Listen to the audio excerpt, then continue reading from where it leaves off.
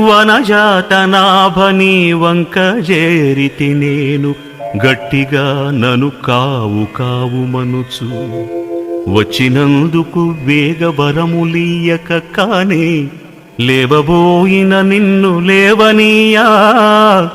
కూర్చుండబెట్టి నీ కొంగు గట్టిగా బట్టి పుచ్చుకొల్దును చూడు భోగశయన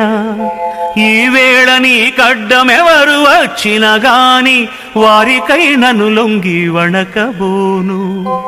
కోపగాడను నీవు నా గుణము తెలిసి